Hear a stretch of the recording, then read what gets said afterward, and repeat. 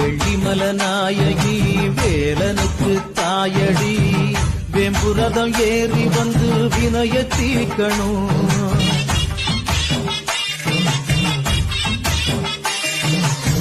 நாராயணன் தங்கச்சி நல்ல முத்து மாறியே தங்கரதம் ஏறி வந்து தாயே காக்கணும். ஏன் பம்பச்சத்தம் கேட்கலையோ கருமாறியே இந்த பானகமும் ருசிக்கலையோ பூமாறியே உன் மாளிகையின் மணிக்கதமும் திறக்கவில்லையோ. வெம்பினில உடையடி வைகை யாறு சடையடி சாம்பிராணி வாசத்தோடு சங்கரி வாரணும்.